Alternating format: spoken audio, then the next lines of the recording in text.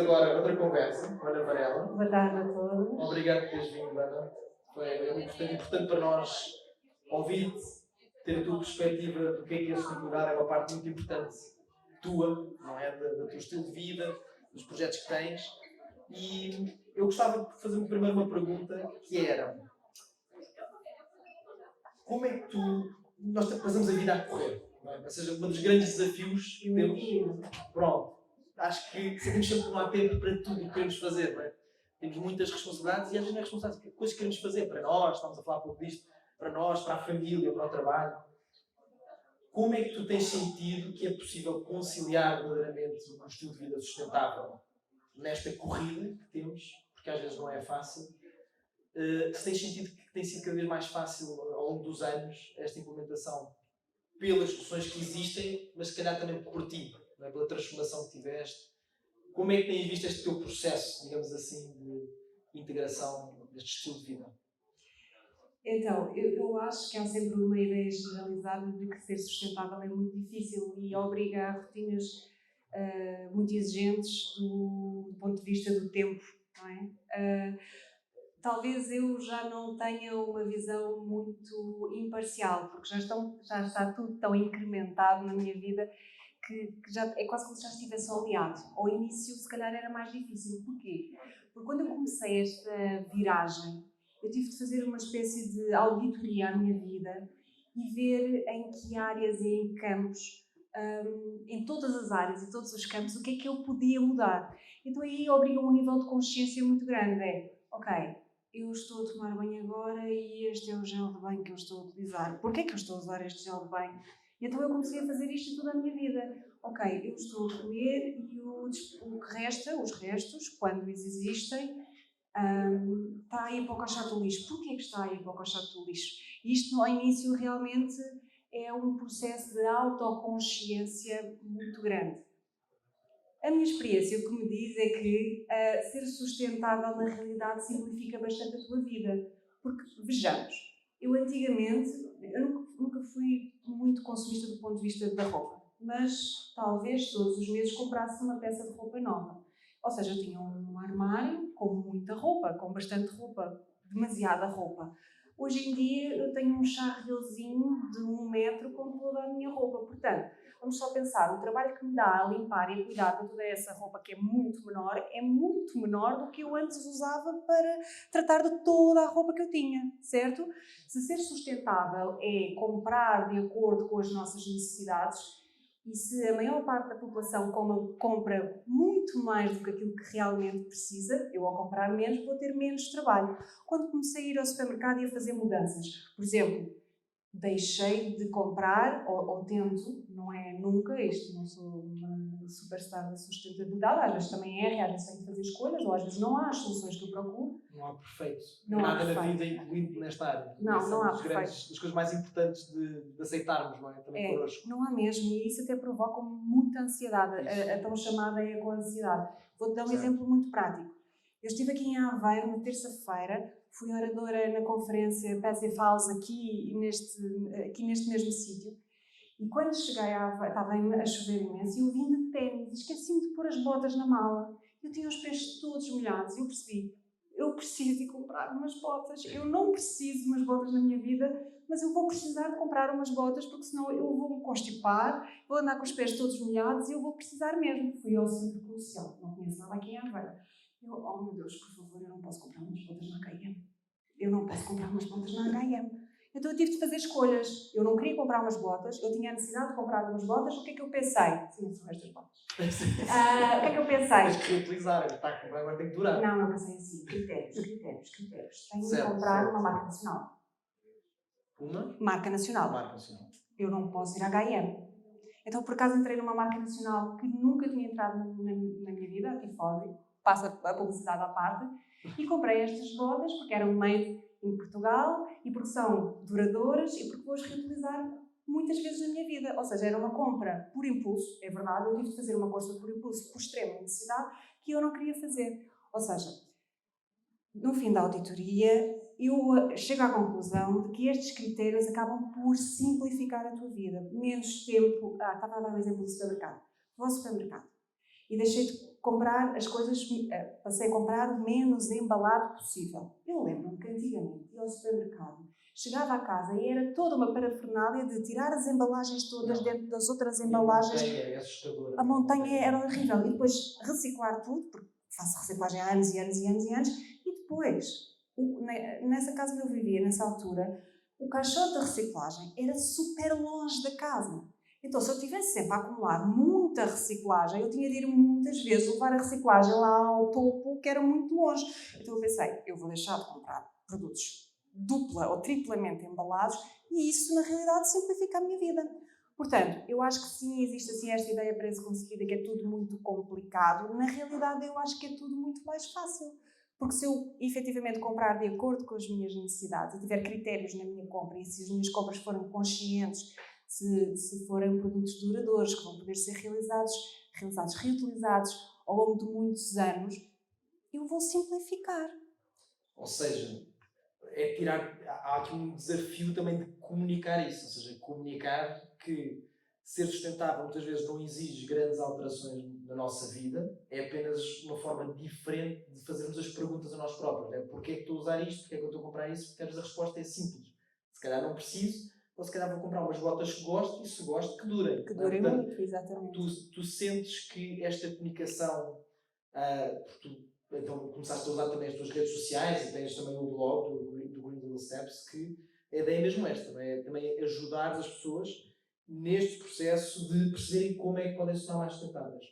Tens sentido que as pessoas ainda têm muitas questões, ou seja, ainda há um bom caminho para levantar essas questões, mas por outro lado também já estão mais interessadas por este assunto? Qual é a tua visão da tendência, não é, da população?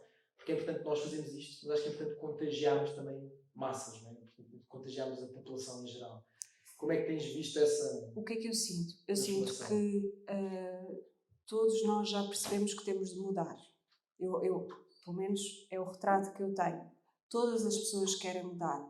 O que eu sinto ainda é alguma dispersão e algumas dúvidas em relação a como é que eu devo fazer. E o que eu procurei fazer foi partilhar a minha experiência. Porque eu não sou dona de todo o saber e não sei todas as soluções. A única coisa que eu posso fazer na minha vida é partilhar a minha experiência e as maneiras que eu encontrei para resolver os desafios. E foi isso que eu tentei começar a fazer. O Green Little Steps nasce exatamente por causa da curiosidade alheia. Eu chegava ao estúdio todos os dias com as minhas marmitas e com os meus talheres reutilizáveis e com as minhas garrafas reutilizáveis e o meu copo de café reutilizável. Eras a estranha. Era, totalmente. E sabes qual é que suscitava mais curiosidade? Era os frutos secos comprados a granel dentro dos frascos de vidro reutilizáveis. As pessoas achavam aquilo muito estranho. Tu conheces que vem num pacotezinho que é só tirar e analisar. Não conheces? As pessoas ficavam a pensar estranho. Eu assim, conheço e evito propositadamente. E depois explico. Ou seja, cada questão... Eu adoro as questões das pessoas. Adoro. E adoro que me digam. Porque cada vez que alguém me põe uma questão dessas, dá-me a oportunidade de explicar. Certo.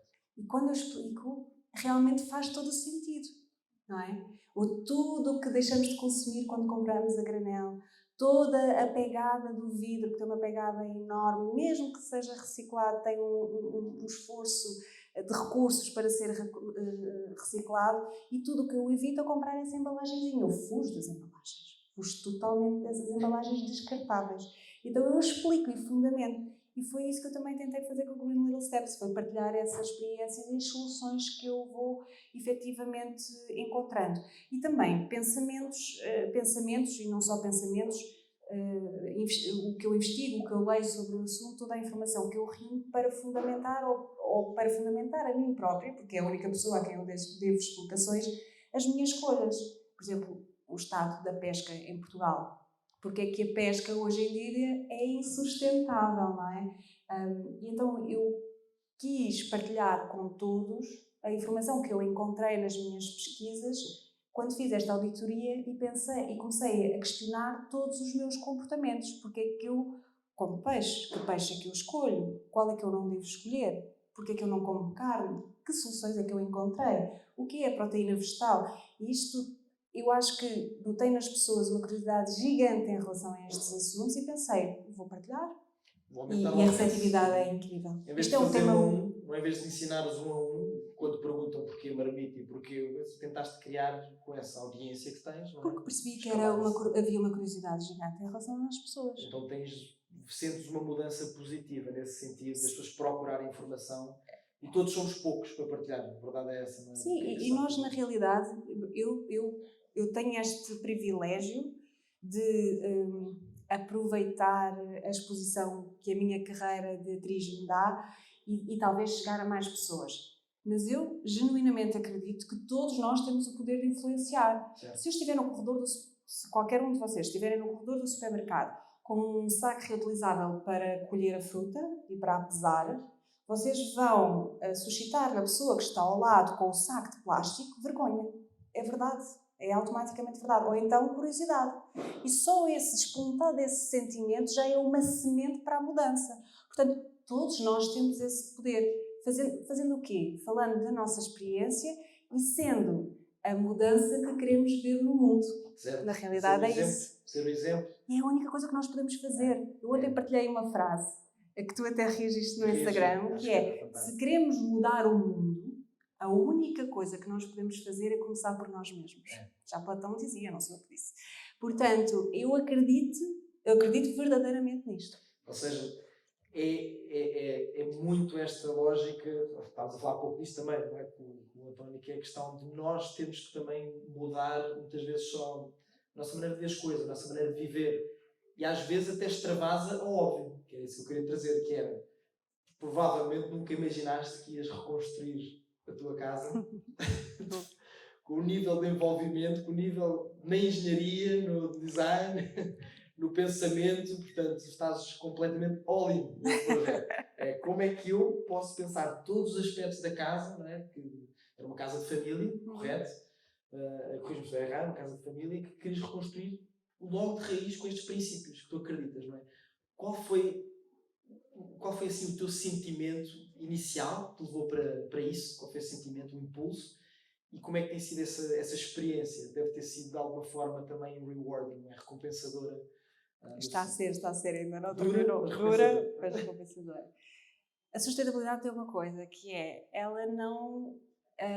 quando nós interiorizamos este tipo de pensamento crítico em relação aos nossos hábitos e ao nosso consumo, não há um dique. Eu não posso fazer isso na alimentação e depois deixar de fazer isso na mobilidade. Eu não posso fazer isso na maneira como eu me visto e depois deixar de fazer isso na reconstrução da minha casa, não é? Então, quando eu avancei para este desejo de reconstruir esta ruína e de finalmente fazer a mudança, de voltar ao campo, porque eu sou do campo, eu nasci numa aldeia muito pequenina. Regressar às origens. Regressar às origens. Tive muito tempo em Lisboa, fez parte de toda a minha expansão profissional e sou muito grata a Lisboa por tudo o que mudou na minha vida. No entanto, eu sentia muito saudade do campo e este desejo de voltar. Então, quando esta ideia surgiu, como é óbvio, eu pensei, mas como é que eu vou fazer isto? As casas em Portugal são péssimas, são desconfortáveis. Eu já vivi em casas em que tinha de estar de casacos e mantas e botijas e via-se a respiração tão fria que era a casa. Quando a minha filha Dalila nasceu, eu tinha bolor no teto do quarto dela e isso preocupava-me imenso. Nós mudámos de casa, inclusive, também com urgência, por questões respiratórias, da umidade e da falta de climatização. E já sofri muito frio em casa e eu não queria viver, se já estou a reconstruir a minha casa, eu não quero viver numa casa com estas condições. Eu quero que ela seja confortável termicamente e mais, eu quero que ela seja eficiente e ainda vou mais longe. O meu desejo, confesso, é que ela seja autossuficiente em termos energéticos. Eu quero gerar a própria energia que a casa necessita para se manter. Eu sei, sou sempre muito ambiciosa, mas eu quero tentar fazê-lo. Então procurei uma arquiteta que é uma Passive House Designer, Tânia Martins da Home Stories, e fizemos todo o projeto de reabilitação com base nos princípios de uma Passive House, que são bases de eficiência energética, e estamos a fazer essa recuperação, por muito difícil que seja, porque a construção civil está bastante atrasada relativamente a todas estas questões da sustentabilidade e está a ser muito desafiante, principalmente as equipas em obra, que eles façam soluções, implementam soluções com as quais não estão habituados. A Ana Varela é mestre de obras sustentáveis, acho que é fascinante. Eu estou a gostar muito do projeto, está a ser muito giro. E já agora toca nesse ponto, a Passive House, o que é o conceito? Acho que é importante também poder partilhar. E se tens sentido que realmente já há soluções suficientes para poder efetivamente criar uma Passive House, nesta tua busca por implementação. Sim, uma Passive House, ela pressupõe 5 pilares. Os mais conhecidos são o isolamento térmico, a casa tem de ser toda isolada termicamente, desde as lajes às paredes às coberturas. O melhor isolamento é sempre o isolamento pelo exterior, que é um sistema ETICS, quando não é possível um sistema de isolamento pelo interior. Ela pressupõe que as janelas sejam todas eficientes, e quando falamos em janelas eficientes não falamos só na sua produção, falamos também na sua implementação, porque hoje em dia a maior parte das pessoas gastam um dinheirão numas janelas com corte térmico, mas depois quando as vão montar, parafusam-nas e põem um cordão de silicone, ou seja, a ponte térmica está lá toda na mesma. Um exemplo, todas as casas em Portugal têm os parapeitos em pedra. Sabes o que é que isso significa? É uma ponte térmica, a pedra está em contacto com o exterior, que está a menos 1 grau negativo, e transporta toda a temperatura para o interior. Certo. Claro que as casas são frias, não é? Certo. Pronto. Tem outro princípio, que é a estanquidade ao ar. A casa tem de ser completamente estanque ao ar. Para quê? Para podermos aplicar um sistema de ventilação inteligente que tira o ar saturado de casa, joga para o exterior e insufla ar novo filtrado, sem umidade. Portanto, não temos uma qualidade de ar muito melhor e não temos as tais umidades que são muito prejudiciais, exatamente. Então estes princípios todos são os princípios Passive House, e são, segundo eles, que eu estou a fazer a reconstrução desta casa. Nesta conferência na terça-feira, tivemos, na mesma talk onde apresentei a minha casa no campo como case study, tivemos 3 moradores de Passive House que relataram as suas experiências. Falamos de uma temperatura média em casa, seja verão, seja inverno, de 20 graus, e falamos em contas de eletricidade na ordem dos 20, 30 euros. É uma grande diferença. É a casa dos 20 graus, 20 euros. É mais ou menos, exatamente. Até me disseram, e eu estou super entusiasmada, que dá para secar a roupa dentro de casa, porque como não há umidade, o ar é mais seco, e então dá para secar, e que não tem pó, porque o ar é filtrado. E aí já não se torna tão difícil a tua ambição de ser sustentável energeticamente, porque Sim. Não é só com produtos, mas também depois a exigência, as soluções que a casa te dá para não exigir tanto o consumo de eletricidade. Exatamente. Eu não sabia disto, mas o grande impacto de uma casa não está na sua construção. E atenção que em Portugal usamos muito cimento, muito betão para construir casas. O grande impacto de uma casa está na sua utilização. E se uma casa não for eficiente, se não for bem isolada, etc., é óbvio que vai ter gastos energéticos muito elevados. E aí a nossa pegada com a nossa casa, a nossa pegada carbónica na utilização da nossa casa é muito elevada. Certo. E essa tua jornada, tu tens sentido que a geração seguinte, e até nomeadamente com as tuas 2 filhas, este acompanhar da tua jornada como mãe, com os princípios, tem influenciado elas de alguma forma? Ou seja, este exemplo é algo eficaz na passagem dos valores para as crianças? Como é que tens visto as gerações seguintes? Que idades é que têm as tuas filhas? 11 e 6. 11 e 6, portanto, estão neste momento a aprender. Na altura que nós aprendíamos a reciclagem, as coisas que ficaram, neste momento estamos a falar de coisas mais complexas ainda. Achas que elas estão a conseguir absorver até neste mundo caótico, que é muita informação, e por isso pergunto, às vezes excesso de informação às vezes é pior. É assim. Filtrar. Se não filtrares. Exato. E a mãe, ou o pai, ou o familiar pode ter muito esse efeito positivo de ajudar a filtrar. Elas têm acompanhado, digamos assim, sentes que elas acompanham esses teus valores com os exemplos que dás? Educar hoje em dia, ou educar para a sustentabilidade, tem um desafio acrescido, que é lá fora passa-se o oposto, não é? A maior parte dos colegas ou das famílias dos colegas têm comportamentos diferentes. O que me dá sempre esperança é acreditar que tem um bom exemplo em casa. E eu trabalho muito no empoderamento do seu critério de decisão. Assim como quando comunico sustentabilidade, o que eu quero mesmo, o que é mesmo importante para mim, é dar ao consumidor, restituir ao consumidor a sua noção de poder. Porque hoje em dia achamos que não temos poder, ou seja, isto sou só eu no mundo tenho pouca importância, por muito que faça, à minha volta não estão importados, e é mentira, não é? Eu estudei economia durante muitos anos e uma das coisas que me ficou foi a curva da oferta vai atrás da curva da procura, não é? Portanto, se a curva da procura for uma procura informada, consciente, que exige uma mudança ao mercado, a oferta tem de mudar. É básico. Eu também, quando implemento alguma mudança em casa ou em casa é assim, eu tento acompanhar sempre isso com uma justificação. Certo. Porque é que a mãe não come carne, porque é que a mãe não come peixe. E atenção, as minhas filhas comem carne e peixe. Porque eu acho que quando elas tiverem o poder para decidir, elas vão tomar a sua própria decisão. Como eu, como adulta, tomei a minha decisão. Até lá, elas em casa eu não cozinho nem carne nem peixe, mas na escola elas têm a oportunidade de comer carne e peixe, assim como quando vamos a um restaurante, elas podem escolher um prato de carne e peixe, mas têm a oportunidade de experimentar um outro tipo de alimentação, uma alimentação vegetariana ou vegan em casa. Portanto, eu dou-lhes sempre, ou quando justificamos a reciclagem, a Dalila já faz isso automaticamente, a Alice, que é mais pequenina, ainda está a aprender, mas pergunta e eu justifico.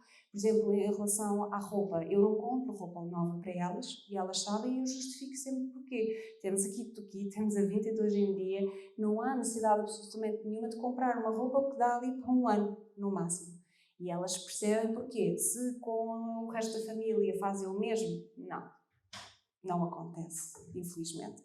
Mas têm um exemplo e no futuro vão poder tomar as suas decisões. Porque eu acho mesmo que eu não posso obrigar ninguém a ser sustentável. E isso eu tenho decidido para mim há muito, muito tempo. É um espectro enorme, ser sustentável tem um Exatamente. espectro enorme. Mas exatamente, está, esta é a minha posição, esta é a minha escolha e está bem justificada. Portanto, é isso que eu continuo a fazer. Quando me falas das futuras gerações, eu queria só dizer uma coisa. Eu não acredito mesmo de todo que a solução para o nosso planeta esteja nas próximas gerações. Não acredito. Nós não temos tempo. Nós não temos tempo para isso. Não acreditas nas futuras gerações ou por acaso não temos realmente tempo? Não, porque não temos tempo. A solução está nesta geração. É nós que estamos neste momento, que somos os consumidores e que somos os decisores. Se nós perdermos mais tempo a tentar formar mais uma geração para que seja essa geração, daqui a não sei quantos anos, resolva o que se passa no mundo, estamos tramados. Não podia estar mais de acordo. Aliás, até ontem, acho que foi ontem, estava a ter uma conversa com uma pessoa que me até perguntou isso, que foi dizer, mas tu achas que temos ainda retorno? Eu disse, para mim, minha opinião, pelos estudos que indicam, é que não há retorno. Agora, é possível tornarmos as coisas melhores para o que vem, ainda para a nossa geração. E mais uma vez, as consequências já não são para as gerações seguintes. Já não estamos a dizer vamos deixar o mundo melhor para as gerações seguintes. Vamos deixar o mundo melhor mesmo para o que estamos a viver neste momento. E agora, o retorno é impossível. No entanto, independentemente do cenário que me disserem e as perguntas que me faças, a única certeza que eu tenho é que o que vou fazer é continuar a fazer o que faço. Portanto, por muitos cenários digo, olha, se for este o cenário, esta finalidade, qual vais mudar o que fazes? Não. Porque eu sei que o que está certo é o que estamos a fazer. Não é? Sim, eu tenho fé. Primeiro tenho uma fé enorme no poder regenerativo da natureza, porque ela é fantástica e eu sou totalmente fã. E depois porque acredito bastante na inteligência do ser humano. Aliás, fico neste stand aqui ao lado a ver as soluções todas que aqui apresentam e realmente é incrível. Nós somos muito inteligentes e temos muitas soluções para o mundo. Se nós realmente virarmos o chip e concentrarmos toda a nossa inteligência, todos os nossos recursos, toda a nossa investigação em arranjar soluções para os desafios que o planeta tem neste momento, eu acredito que é possível. Ou seja, sabemos mas é preciso atuar. É complicado. Sabemos que é difícil. Temos que acelerar, que é difícil, mas acreditas que com a cooperação, com o engenho, com a criatividade do ser humano também consegue dar a volta. Acredito. E e senão não estaria a fazer a minha parte. Exatamente. Mas mesmo que me dissessem, já vi o futuro e digo-te não é possível, vai haver extinção humana. Eu sou como tu, eu continuava a fazer. Exatamente. Eu acho que é isso que nos mantém realmente a trabalhar em conjunto.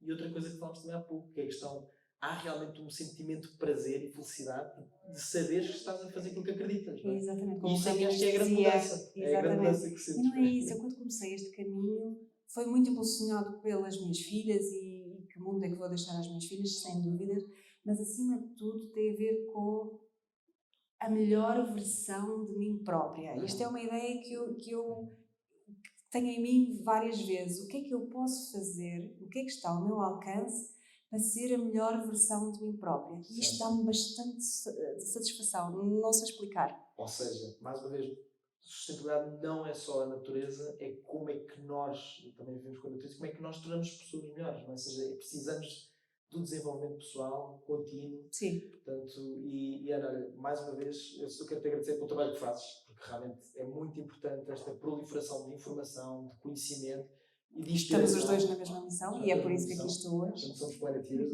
Obrigado por ser uma Planeteers, exatamente. E não mal posso esperar para ver o que é que podemos fazer mais em conjunto, porque o objetivo também Planeteers é este, é acreditar em esperança, acreditar em praticalidade, temos que ser práticos, mas temos que também saber colaborativos, não é? Porque sozinhos podemos ter um impacto, mas juntos realmente vamos fazer um impacto muito mais. Muito maior, eu acredito mesmo. E o teu talento é algo que eu não sei fazer, então casas então esquece. Talvez um dia lá uma vez. Se eu conseguir, tu consegues também, qualquer um aqui consegue. Vou adorar. Basta querermos, mas olha que isto também está muito ligado, porque as pessoas pensam, mas como é que de repente tornaste uma mestra de obra? Isso parece impossível. Mas o que vos digo é, se estivermos verdadeiramente comprometidos, se formos ativos e proativos em tentar alcançar o conhecimento para fazer a mudança, nós conseguimos tudo, eu não tenho essa dúvida. Se eu me tornei uma mestre de obra, qualquer um consegue fazer a mudança. Basta querer verdadeiramente, querer fazer parte disto, querer ser solução. E isso é ser Planeteers. Não vou dizer mais nada. Obrigado, Ana. Obrigada. Obrigado por estar connosco mais uma vez.